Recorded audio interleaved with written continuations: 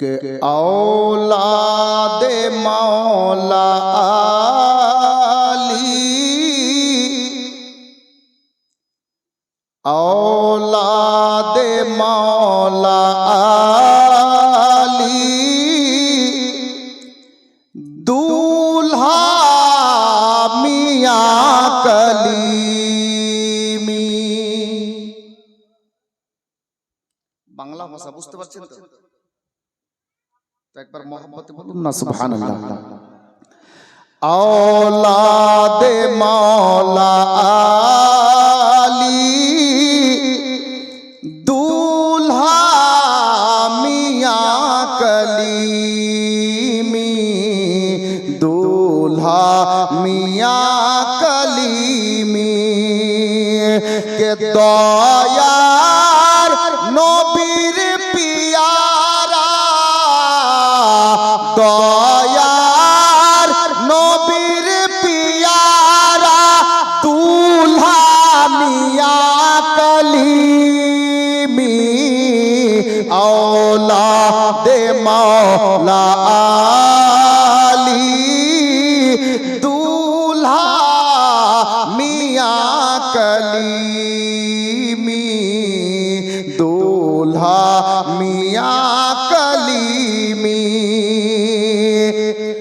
नूरे निगाहे ओली सैयद मसरूर कलीमी, नूरे निगाहे ओली सैयद मसरूर कलीमी। अरे सिलसिला मसरूर मियार,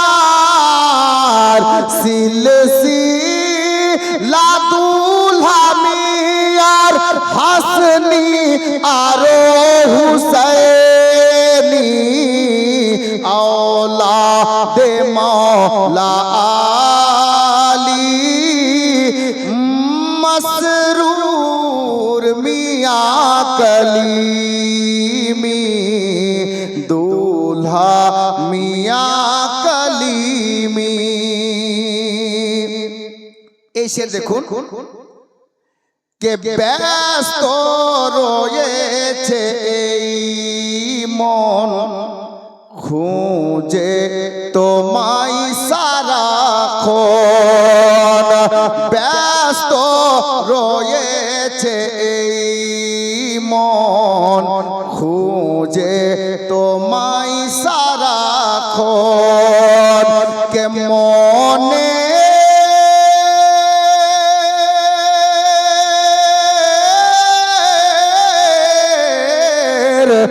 মনের আগুন নিভাও না, মনের আগুন নিভাও না, এসে মসরুর কলীমি, औलाद मौला अली, दूल्हा मियां कलीमी, दूल्हा मियां कलीमी। হুজুর দুলহা মিয়া দরবারে গিয়ে মাসরুর মিয়া দরবার থেকে, দুলহা মিয়ার নিকট থেকে আমরা যা পেয়েছি ওনার ওসিলায় আমি ওটা বলতে চেয়েছি কে দুলহা মিয়ার দারে নেই গো কিছুরি কমি, দুলহা মিয়ার দারে নেই গো কিছুরি কমি। আরে পেয়ে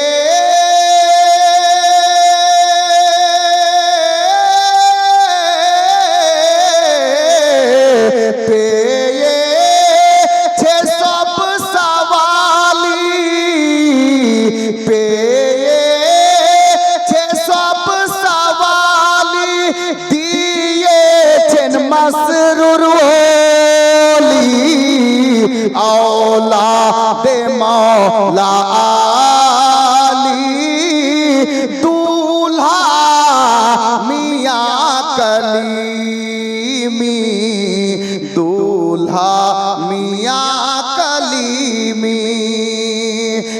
औलादे मौला आली दूल्हा मियां कलीमी। মাকতা শুনেন, ছন্দ আরো আছে কিন্তু শেষ ছন্দটা শুনেন যাকে মাকতা বলা হয়। চোখে মুখে যাহার নাম অন্তরে লিখা তার নাম, চোখে মুখে যাহার নাম অন্তরে লিখা তার নাম।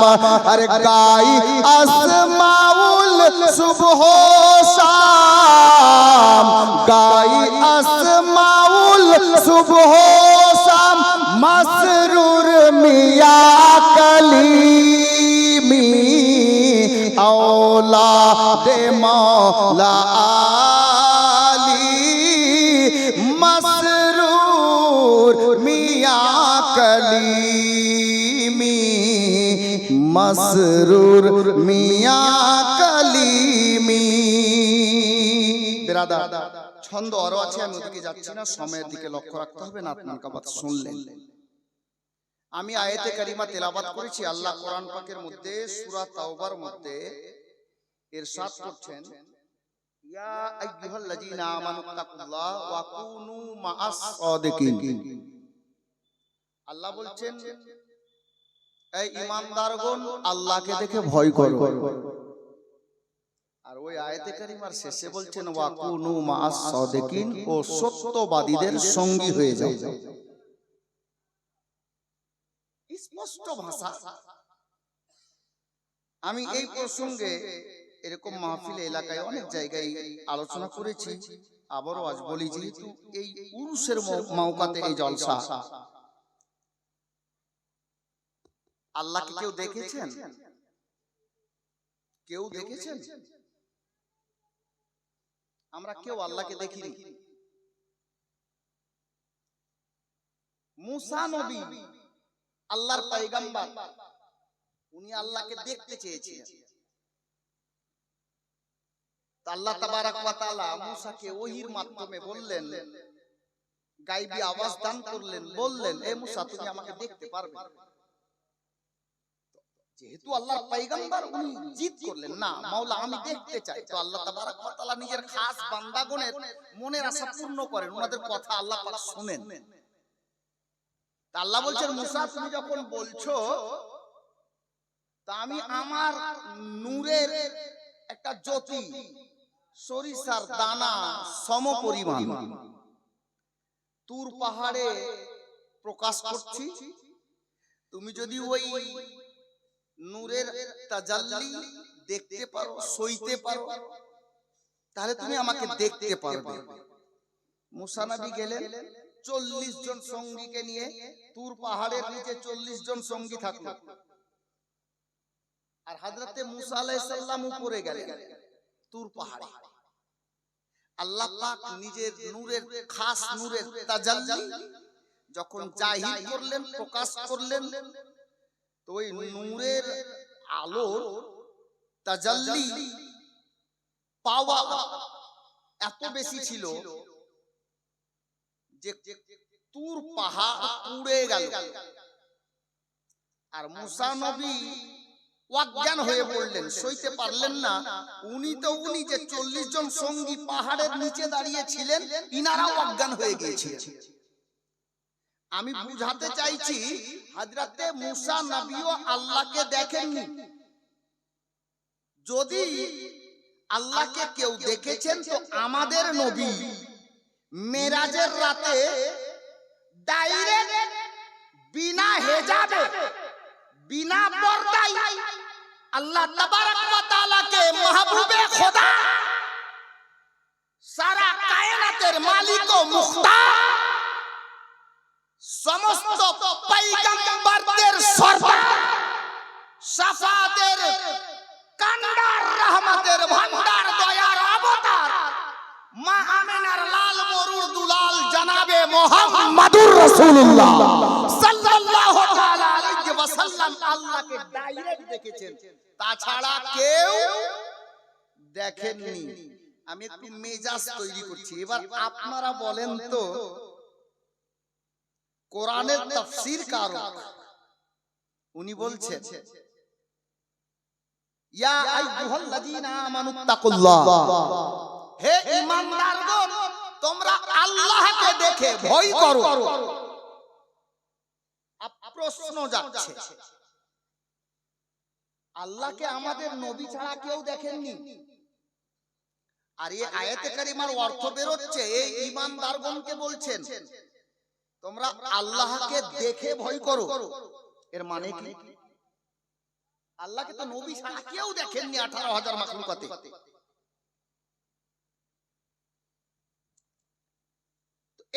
এই আয়াতে কারিমার বিস্তারিত যখন শানে নুজুল টিকা পড়তে যাবেন তো মুফাসসিরগণ স্পষ্ট ভাষায় বুঝিয়েছেন, এই ঈমানদারগণ তোমরা আল্লাহকে দেখে ভয় করো। এর মানে হলো এই, আল্লাহ তাবারক ওয়া তাআলা নিজের বান্দা বান্দির প্রতি যেই আহকাম আরকানগুলি লাগু করেছেন, যেমন 5 ওয়াক্তের নামাজ ফরজ, রোজার মাসের রোজা ফরজ, হজ মালদারদের জন্য ফরজ, যাকাত সাহিবে নেসাবের প্রতি ওয়াজিব, কুরবানি সাহিবে নেসাবের প্রতি ওয়াজিব।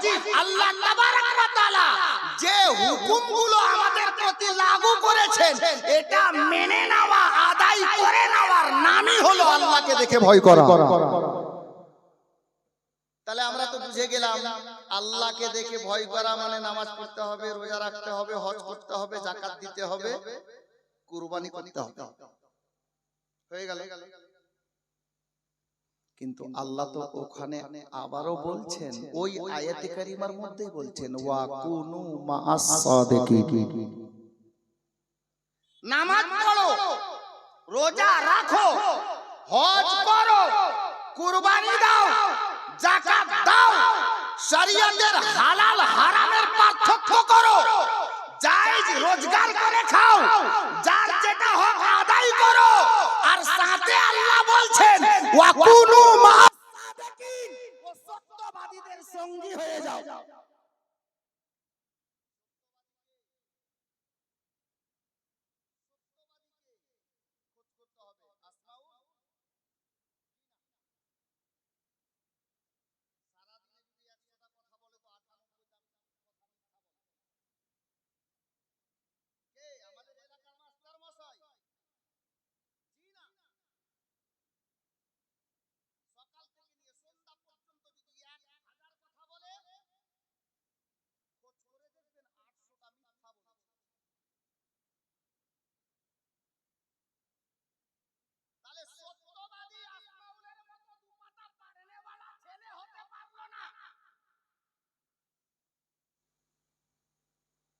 একজন মাস্টার হতে,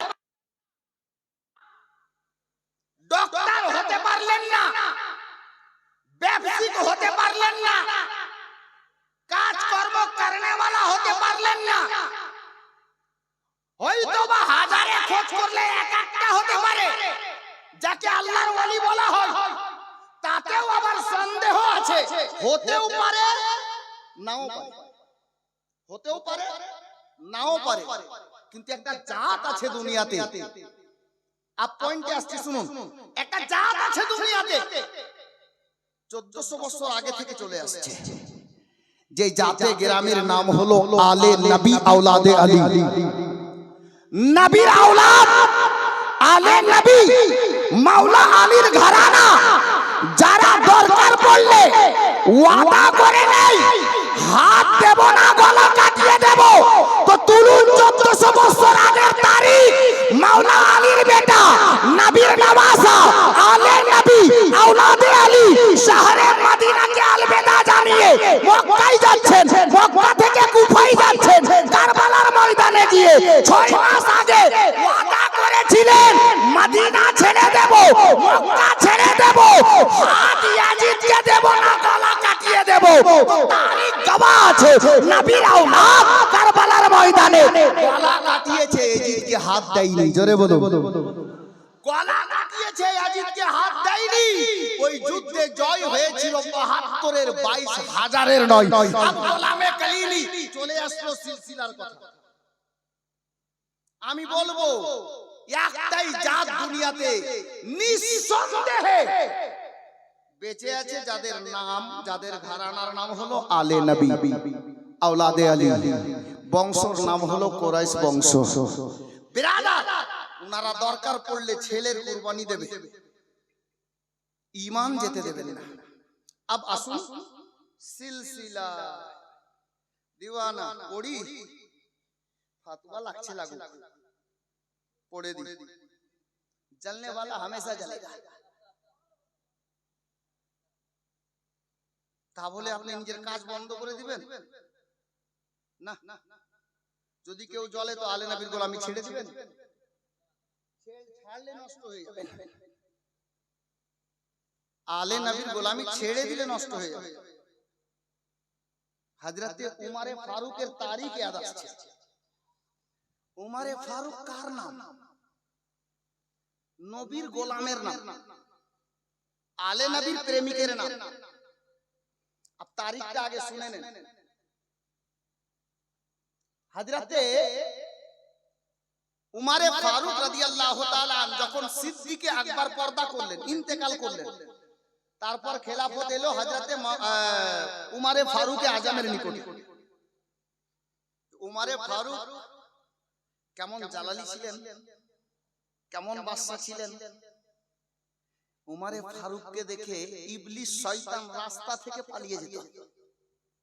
উমরে ফারুক ওনার নাম, রাস্তা ছেড়ে পালিয়ে যেত যে নবীর গোলাম উমর বেরিয়ে গেছে, পালাও রাস্তা ছেড়ে। ইবলিস পর্যন্ত পালিয়ে যেত। হযরতে উমর একদিন নিজের শোভায় ঘরের দরজা বন্ধ আছে। বাপ শুনেন, বড় তারিখী কথা আছে, ইতিহাসের পাতায় লেখা আছে। হযরতে উমর নিজের শোভায় বসে আছেন, আলোচনা চলছে দ্বীন ইসলামের। উমরের একজন ছেলের নাম হযরতে আব্দুল্লাহ ইবনে উমর। মনে রাখ, বিউটির বাপ গল্প করিস না, শুন, আমি জীবনী গাইছি না, তারিখ বলছি। হযরতে আব্দুল্লাহ ইবনে উমর, উমরের ছেলের নাম আব্দুল্লাহ। হযরতে আব্দুল্লাহ উনি বাড়ি থেকে বেরিয়ে আসলেন, আব্বার সঙ্গে কিছু দরকারি কথা আছে। বাপ বেটার হতে পারে, পারিবারিক কিছু আলোচনা তো থাকতে পারে, বা কিছু দরকার পড়তে পারে। আপনি বাড়ি থেকে বেরিয়ে দোকানে এসে বসে আছেন, আপনার 5 বছরের বাচ্চা, মাকে বলছে পয়সা দাও, মা বলছে আমার কাছে নাই বেটা, তোর বাবা বাইরে আছে, দেখ বাচ্চাটা কি করবে? মা যদি বলে দেয় যা ডাক্তারের দোকানে বসে আছে, তো বাচ্চা তো ঠিক বেরিয়ে সোজা ওখানেই যাবে, বাড়ি থেকে গিয়ে আব্বাকে বলবে আব্বা পয়সা দাও, কুরকুরি নিব। বাচ্চা। হযরতে উমর নিজের আদালতে বসে আছেন, আর হযরতে আব্দুল্লাহ ইবনে উমর বাচপানা কোচি ছিলেন। উনি বেরোলেন, আব্বা বাড়িতে নেই, আব্বার আদালতে যাচ্ছেন। গিয়ে দেখছেন ঘরে দরজা বন্ধ। হযরতে আব্দুল্লাহ ইবনে উমর বাবার ঘরে দরজায় গেছেন, কিন্তু সাহস হচ্ছে না দরজায় আওয়াজ দি। বেটা সাহস হচ্ছে না দরজায় আওয়াজ দি আর ভিতরে যাই। কি করলেন? ভয়ে আব্বাকে ডাক না দিয়ে দরজার বাইরে বসে গেলেন। আলোচনা চলছে ভিতরে। ঠিক কিছুক্ষণ পর মা ফাতেমার নূরে নজর, মাওলা আলীর জানের পিয়ারা, দয়ার নবীর নয়নের তারা, হযরতে শহীদে আজম তাজদারে কারবালা, হযরতে সৈয়দুস শুহাদা ইমাম হুসাইন নিয়ে আসছেন। ওনারও বাচপানা। হযরতে হুসাইন এলেন, আব্দুল্লাহকে বলছে আসসালামু আলাইকুম ইয়া ইবনে উমর। উমরের বেটা আব্দুল্লাহকে সালাম দিলেন কে? হযরতে ইমাম হুসাইন, সমবয়স্ক, 19-20 বয়স। হযরতে ইমাম হুসাইন বলছে আব্দুল্লাহ কি ব্যাপার ভাই, বাইরে এখানে কি করছো? তো বলছে আব্বার সঙ্গে একটু দরকার ছিল। তো ভাই হুসাইন তুমি কি উদ্দেশ্যে? বলে তোমার আব্বার সঙ্গে আমি একটু দেখা করতে এলাম, দুটো কথা আছে। তো আমার হুসাইন জিজ্ঞেস করছেন আব্বা কোথায় তোমার আব্বা? বলে ভিতরে সবাই বসে আছেন, আদালতে বসে আছেন, আলোচনা চলছে, দরজা বন্ধ আছে।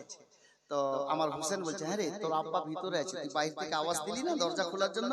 বলছে, আমাকে ভয় লাগছে, আমি দরজা খুলতে বলতে পারিনি। হযরতে আব্দুল্লাহ ইবনে উমরের কথা, আল্লাহু আকবার। তো আমার হুসাইনকে বলছেন, ভাই তুমিও তো এলে আব্বার সঙ্গে দেখা করতে, তো আব্বার দরজা বন্ধ আছে। আমার হুসেন বলছে, থাক, আওয়াজ দিও না, বসে যাও।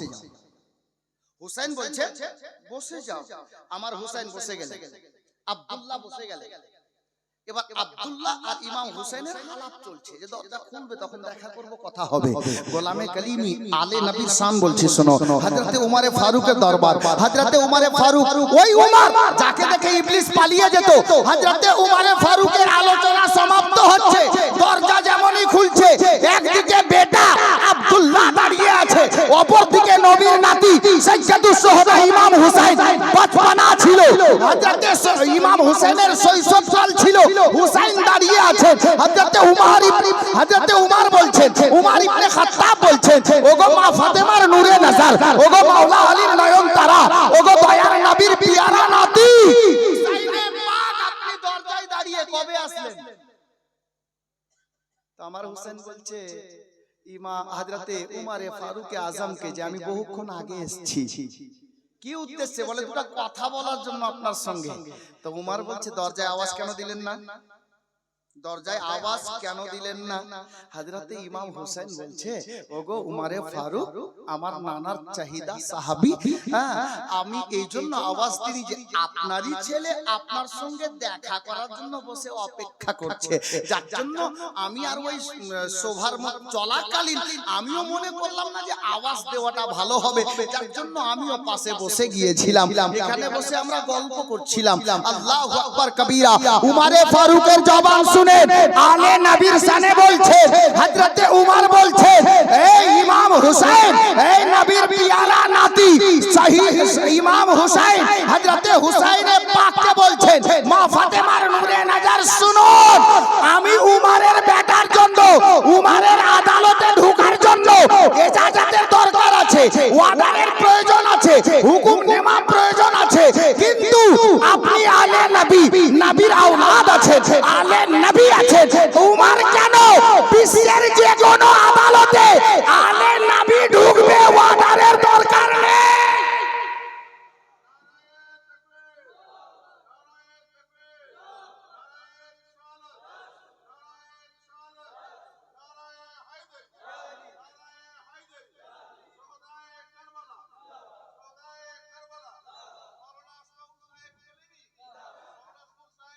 হযরতে উমরে ফারুক আজম রাদিয়াল্লাহু তাআলা সারা জগৎকে এটাই শিক্ষা দিচ্ছেন, আমিরুল মুমিনিন হয়ে, হযরতে গেরামি উম্মতের মুহাদ্দির একজন রাহবার হয়ে, খলিফা হয়ে, যে আলে নবীর জন্য পারমিশনের দরকার নাই, আলে নবীর শান আল্লাহ এত উঁচু করেছেন, যাদের তাজকিরা আল্লাহ কোরআন পাকে করে দিয়েছেন। জোরে বলুন সুবহানাল্লাহ। হযরতে গেরামি, আমি সিলসিলার কথা বলতে চাইছিলাম, সিলসিলা বলছি তো কিছু লোকের ভিতর খারাপ হয়ে যাচ্ছে।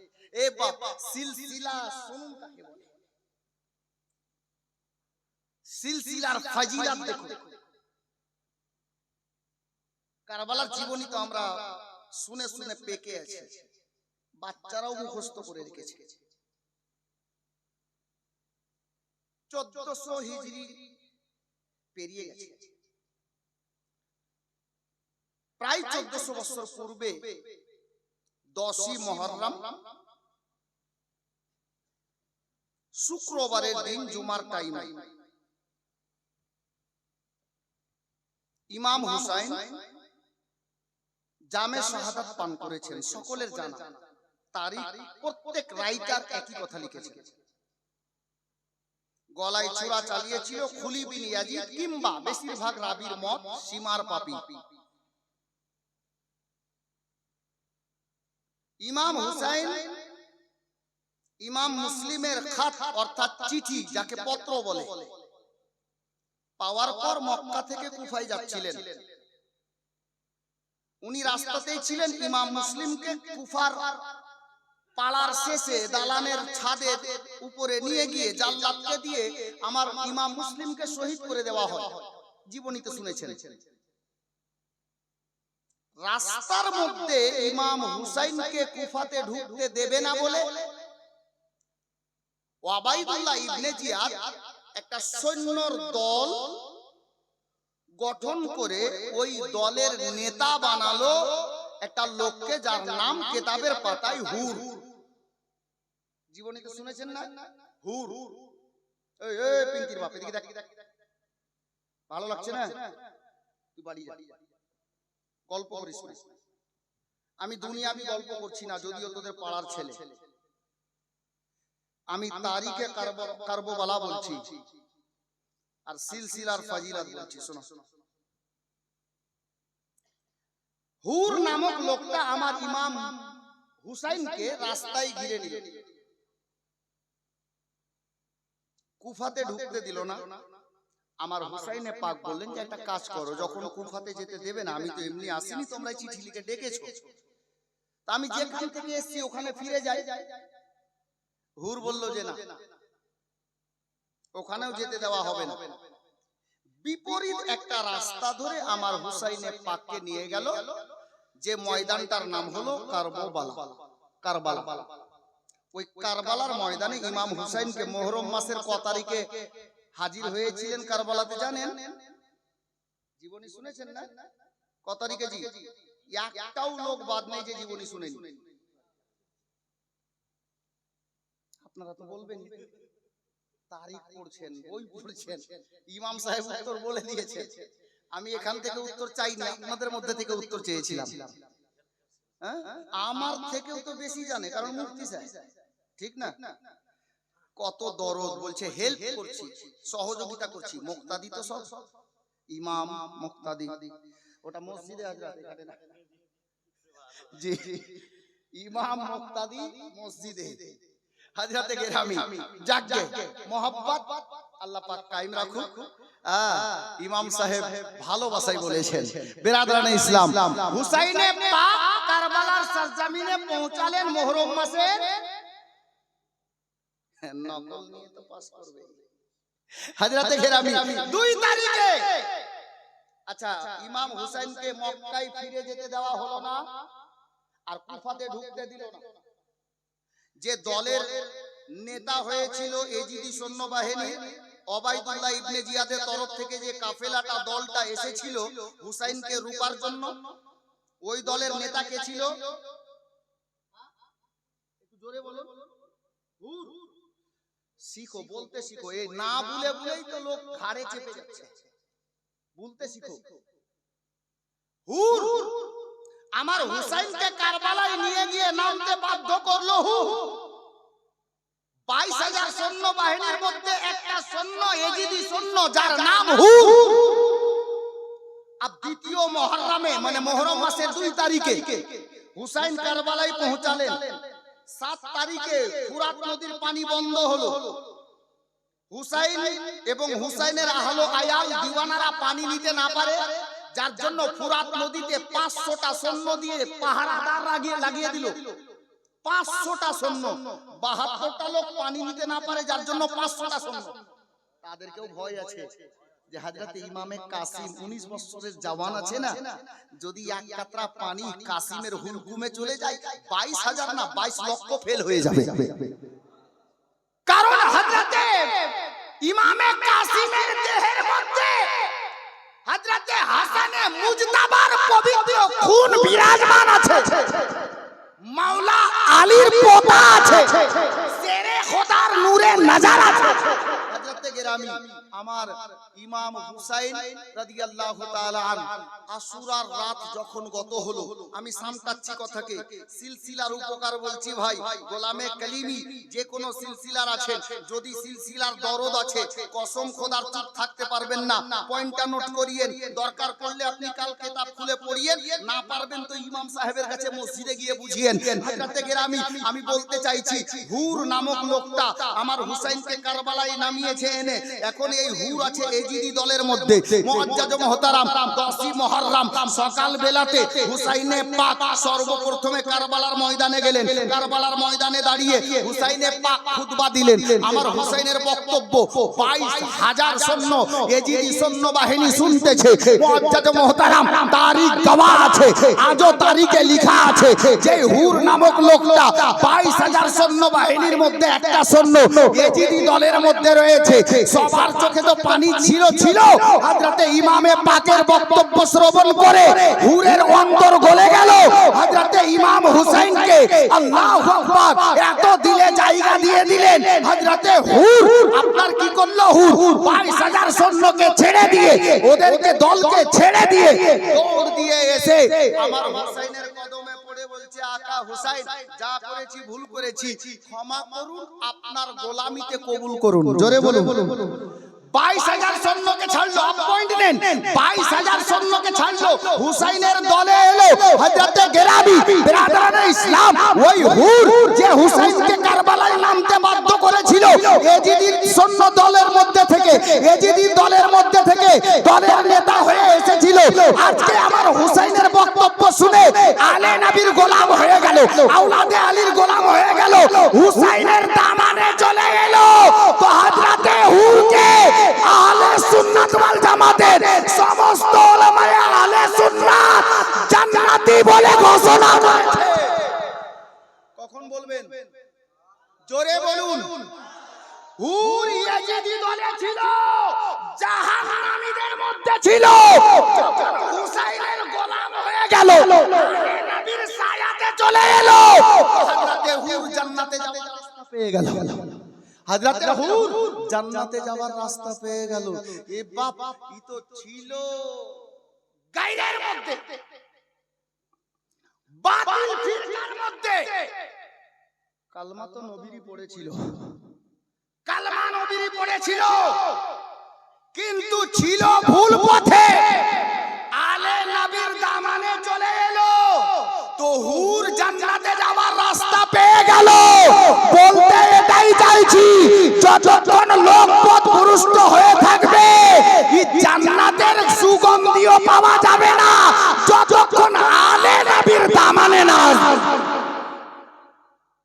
হযরতে হুর আলে নবীর গোলামি পেয়ে গেল, হুসাইনের সিলসিলা পেয়ে গেল।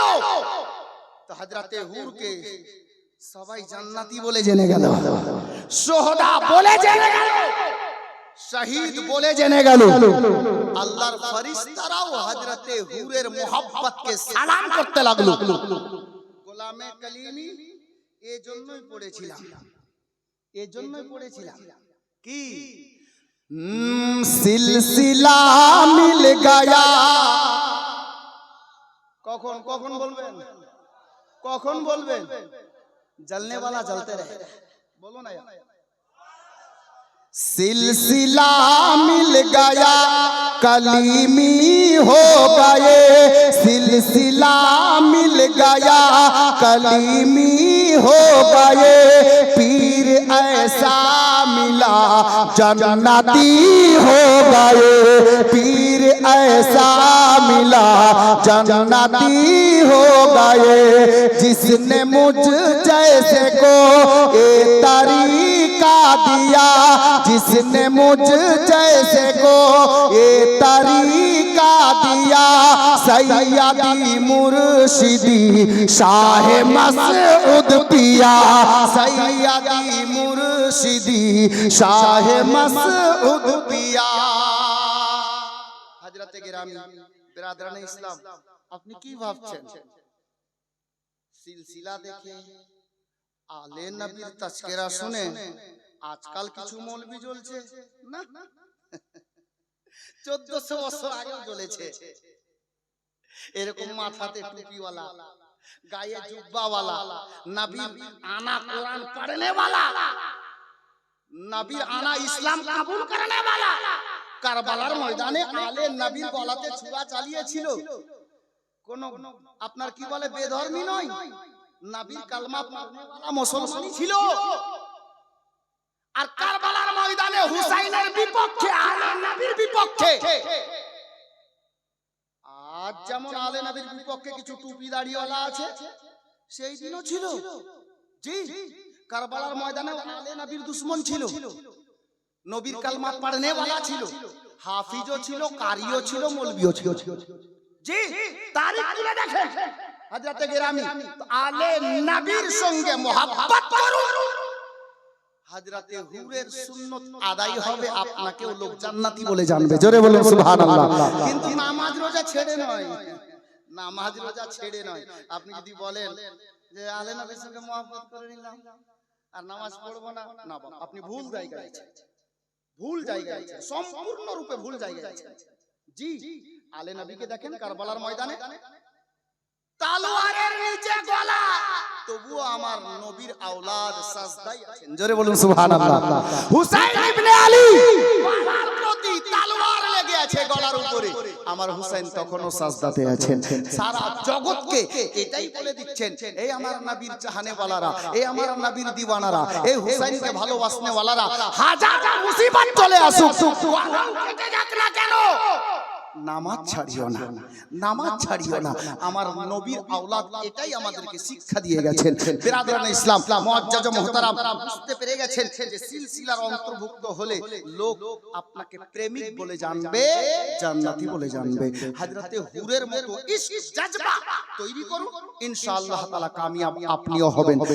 এরকম দেওয়ার মতো দলিল তো অনেকটা আছে, ওদিকে যাচ্ছি না। দুলহা মিয়ার উরুসে এসেছেন, দুলহা মিয়া কে ওটা জানতে হবে। দুলহা মিয়া আলাইহির রহমা, ওনার আসল নামটা হলো মোহাম্মদ হুসাইন উর্ফ দুলহা মিয়া, লাকাব দুলহা মিয়া। ওনার বাবার নাম হযরতে সৈয়দ আব্দুল্লাহ আলাইহির রহমা। দুলহা মিয়ার আব্বার নাম, ওনার বাড়ি দক্কান শহর, হায়দ্রাবাদ। আমি মনে করছি হয়তো শুনেননি, কটা কথা বলছি শুনুন। হযরতে মোহাম্মদ হুসাইন উর্ফ দুলহা মিয়া, আপনি চিন্তা করবেন যে উনার বাড়ি যখন হায়দ্রাবাদে, তো উনি কাটরাতে কিভাবে আসেন? জানার মন চাইছে কি উনি কিভাবে আসেন? আমি সংকীর্ণ আকারে অল্প করে বলছি। হযরতে মোহাম্মদ হুসাইন উর্ফ দুলহা মিয়া আলাইহির রহমা, উনার বাচপানা ছিল 5-6 বছরের বাচ্চা। পূর্বে একটা অসুখ আসতো, আমি দেখেছি ছোট্টবেলায় আমাদের বিভিন্ন এলাকায় একটা অসুখ আসতো যেটাকে কলেরা বলে। যেই গ্রামে ঢুকতো ওই গ্রামের লোক খুব ইন্তেকাল করতো, মারা যেত। মানে ওই অসুখ যাকে ধরে নিত ও আর বাঁচতো না। অনুরূপ এই ধরনের একটা অসুখ হায়দ্রাবাদে তখন এসেছিল। তো হুজুর দুলহা মিয়া আলাইহির রহমা উনি কোচি ছিলেন, 5-6 বছর বয়স। হযরতে দুলহা মিয়া আলাইহির রহমাত ওয়া রিদওয়ান, এই ওনার পরিবার বর্গের যিনারা ছিল ওই অসুখে আক্রান্ত হয়েছিলেন, আর পরিবারের সমস্ত সদস্য ওই অসুখেই ইন্তেকাল করে গিয়েছিলেন। উনার চাচা যিনারা ছিলেন আর আত্মীয় যিনারা ওখানে ছিলেন, উনারা উনাদের বংশগত প্রপার্টি পাকিস্তানে থাকার জন্য উনারা ওখান থেকে চলে গিয়েছিলেন পাকিস্তান, এই অসুখের ভয়। আর হযরতে দুলহা মিয়ার আব্বা আম্মা আরো পরিবারের সদস্য যিনারা ছিলেন, ইনারা ওই অসুখে আক্রান্ত হয়ে ইন্তেকাল করলেন, পর্দা করলেন। হুজুর দুলহা মিয়ার শৈশব 5-6 বছর বয়স, উনি একা হয়ে গেলেন, এতিম হয়ে গেলেন। হুজুর দুলহা মিয়া আলাইহির রহমাত ওয়া রিদওয়ানের আব্বা হযরতে সৈয়দ আব্দুল্লাহ আলাইহির রহমাত ওয়া রিদওয়ানের একটা দোস্ত ছিলেন, जिनार नाम हजरत मौलाना जहांगीर साहब किबला। হায়দ্রাবাদ শহরের মধ্যেই কোন এক জায়গাতে ওনার বাড়ি ছিল।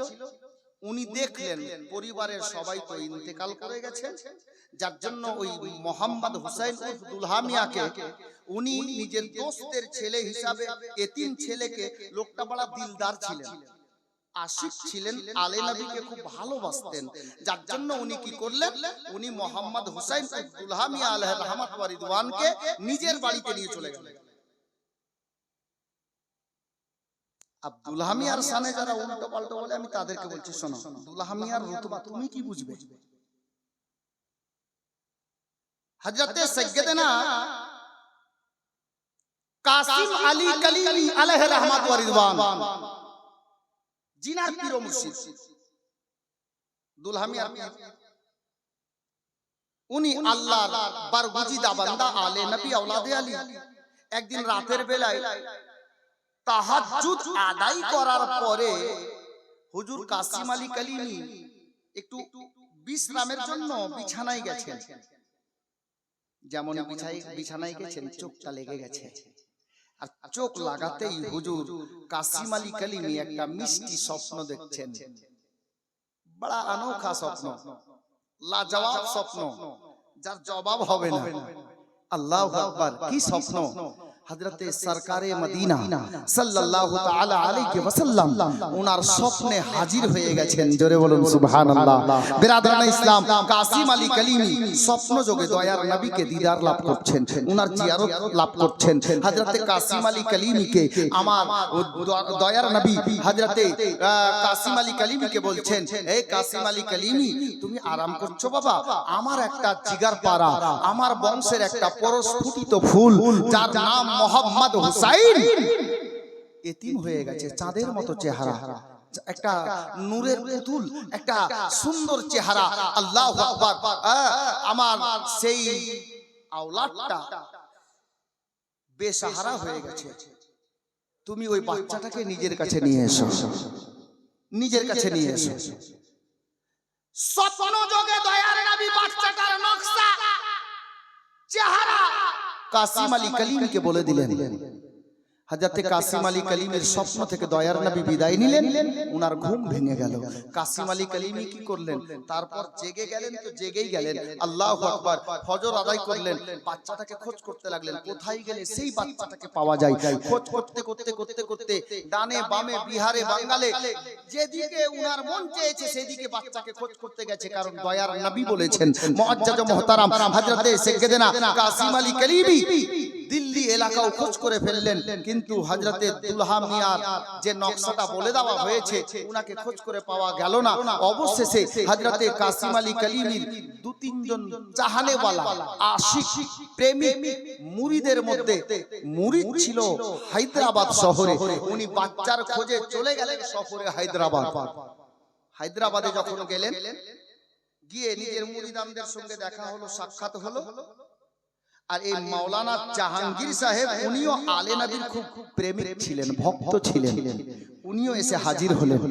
হযরতে কাসিম আলী কালিমিকে নিজের বাড়ি দাওয়াত করে নিয়ে গেলেন। হুজুর কাসিম আলী কালিমি ওনার বাড়িতে গেলেন। আল্লাহু আকবার, যা খাবার দাবার হলো, আর ওই বাড়িতে থাকতে থাকতেই হঠাৎ করে আচানক কাসিম আলী কালিমির নজর মোহাম্মদ হুসাইনের উপরে, হুজুর দুলহা মিয়ার উপরে। হযরতে কাসিম আলী কালিমি দুলহা মিয়াকে যেমনই দেখেছেন, নবী পাক স্বপ্নে যা যা বলেছেন মোহাম্মদ হুসাইনের নকশার সঙ্গে সেই কথাগুলো মিলে যাচ্ছে। জোরে বলুন সুবহানাল্লাহ। হযরতে কাসিম আলী কালিমি বলছেন, আল্লাহ তোমার লাখো কোটি শুকরিয়া, দয়ার নবী যা যা বলেছেন এই বাচ্চার মধ্যে ওটাই আমি দেখতেছি। ডাকলেন, কাকে ডাকলেন? জাহাঙ্গীরকে ডাকলেন, মাওলানা জাহাঙ্গীরকে ডাকলেন। এই বাচ্চাটার নাম কি বাবা? বলে মোহাম্মদ হুসাইন। বাবার নাম সৈয়দ আব্দুল্লাহ। বাবা মা বেঁচে আছেন? বলে না। ঘটনাটা খুলে বললেন। ওনার বাড়ি থেকে যখন বিদায় নিতে লাগলেন, শোনার পরে হুজুর কাসিম আলী কালিমি মাওলানা জাহাঙ্গীরকে বলছেন যে, মাওলানা জাহাঙ্গীর, তুমি একটা কাজ করো বাবা, এই এতিম ছেলেটাকে আমাকে দিয়ে দাও না, আমি নিজের কাছে রাখি, এর দেখাশোনা ভরণ পোষণ সব দায়িত্ব আমি পালন করি। তো মাওলানা জাহাঙ্গীর বলছেন, হুজুর আপনি আলে নবী আর বাচ্চাটাও আলে নবী, তো আমি আপনাকে বাধা দিব না, আপনি যদি নিয়ে যান তো আমার তরফ থেকে খোলা এজাজত, আপনি নিয়ে যেতে পারেন। हजरत कासिम अली कलीमी के, हजरत दुल्हा मियां कलीमी के, मोहम्मद हुसैन के कासिम अली कलीमी সেই সফরে 5 থেকে 6 বছরের বাচ্চা মোহাম্মদ হুসাইন দক্কান শহর থেকে উনি নিয়ে আসলেন হায়দ্রাবাদ থেকে শহরে মিরানপুরে। উনার কাছে থাকতে লাগলেন, বড় হতে লাগলেন। যখন বড় হয়ে গেলেন জাহিরি বাতিনি সব ইলম উনার মধ্যে চলে এলো। হযরতে মোহাম্মদ হুসাইন উর্ফ দুলহা মিয়াকে, উনি তখনও মোহাম্মদ হুসাইন ছিলেন, কিন্তু আল্লাহু আকবার কাসিম আলী কলিমির একটি মেয়ে যিনার নাম হযরতে আরেফা বেগম, হযরতে সৈয়দা আরেফা বেগম। এই আরেফা বেগমের সঙ্গে নিজের মেয়ের সঙ্গে মোহাম্মদ হুসাইনের বিয়ে দিয়ে দিলেন। আর সেই দিন থেকে মোহাম্মদ হুসাইনকে কাসিম আলী কলিমি দুলহা মিয়া বলে ডাকতে লাগলেন। জোরে বলুন।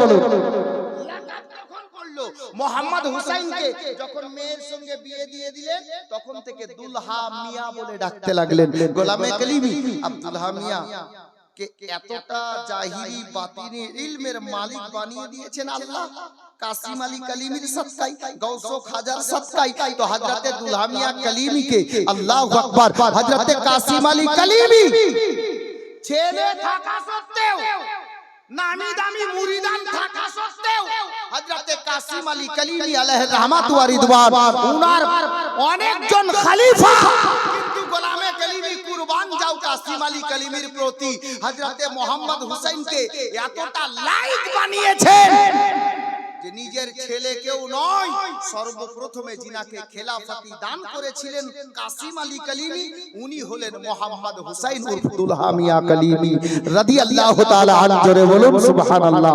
বিরাদরানে ইসলাম, আজকে এত বৃষ্টি হয়ে যাওয়ার পরেও হযরতে দুলহা মিয়ার উরস উদযাপিত হচ্ছে।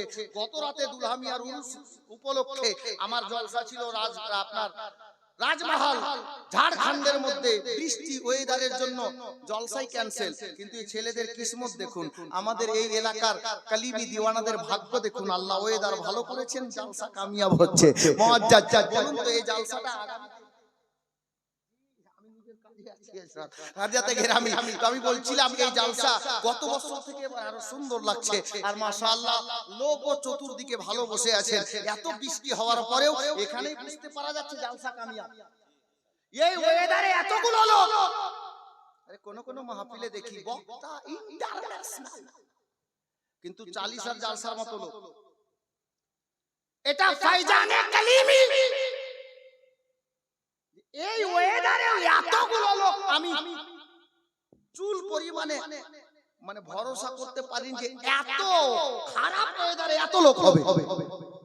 আল্লাহু আকবার। তো এটা ফাইজানে দুলহামিয়া জারি আছে, যার জন্য বলবো বাপ এই জলসা আগামী বছর ছেলেরা যেন আবার ভালো করে করতে পারে। যার জন্য আমি বলবো পাঞ্জাতানের ওয়াস্তায় 5টা লোককে 1000 করে টাকা দিতে পারবেন এই জলসার জন্য। এই দেখেন দুটো হাত উঠেছে, দুটো হাত উঠেছে। নামগুলো কি?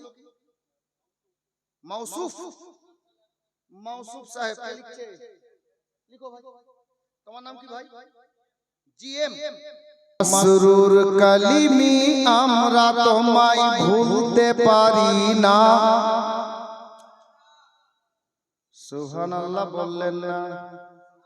জোরে বলুন। মাসরুর কলিমি আমরা তোমায় ভুলতে পারি না, তুমি মোদের জানের জান বলিছে সবই দিওয়ানা, তুমি মোদের জানের জান বলিছে সবই দিওয়ানা। মাসরুর কলিমি আমরা তোমায় ভুলতে পারি না, তুমি মোদের জানের জান বলিছে সবই দিওয়ানা, তুমি মোদের জানের জান বলিছে সবই দিওয়ানা, তুমি মোদের জানের জান বলিছে সবই দিওয়ানা।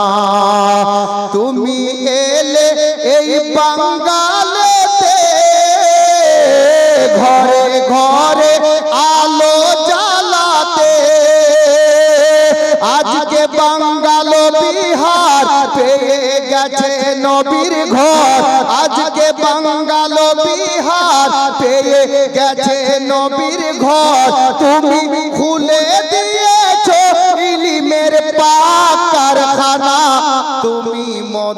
জানের জান বলিছে সবই দিওয়ানা তুমি মোদের জানের জান বলিছে সবই দিওয়ানা মসরুর কালিমি আমরা তোমায় ভুলতে পারি না তুমি মোদের জানের জান বলিছে সবই দিওয়ানা তুমি মোদের জানের জান বলিছে সবই দিওয়ানা কয়টা হলো তুমি মোদের জানের জান বলিছে সবই দিওয়ানা তুমি মোদের জানের জান বলিছে সবই দিওয়ানা अब शेर सुने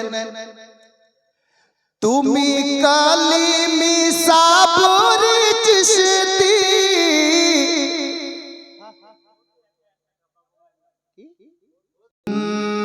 তুমি মোদের জানের জান বলিছে সবই দিওয়ানা তুমি মোদের জানের জান বলিছে সবই দিওয়ানা তুমি মোদের জানের জান বলিছে সবই দিওয়ানা তুমি কালি মিসাবর চিশতি তাই তো দিওয়ানা করিছে মস্তি তাই তো দিওয়ানা করিছে মস্তি মসরুর মিয়া আব্বা জান দুলহা মিয়ার তুমি জান মসরুর মিয়া আব্বা জান দুলহা মিয়ার তুমি জান চাঁদের মতো চেহারা সৈয়দ মাসুদ নাম খানা তুমি মোদের জানের জান বলিছে সবই দিওয়ানা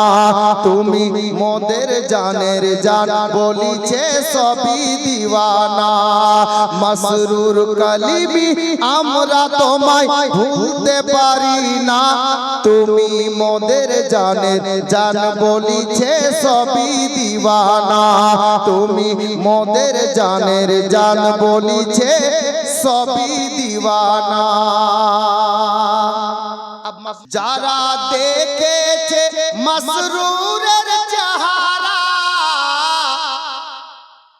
বলিছে গো এখনো তাহারা বলিছে গো এখনো তাহারা একবার দেখেছে যারা মুরিদ হয়েছে তারা একবার দেখেছে যারা মুরিদ হয়েছে তারা মসরুর মিয়ার জোড়া ভবে কোথাও পাবে না তুমি মোদের জানের জান বলিছে সবই দিওয়ানা তুমি মোদের জানের জান বলিছে সবই দিওয়ানা মসরুর কালিমি আমরা তোমায় ভুলতে পারি না তুমি মোদের জানের জান বলিছে সবই দিওয়ানা তুমি মোদের জানের कितना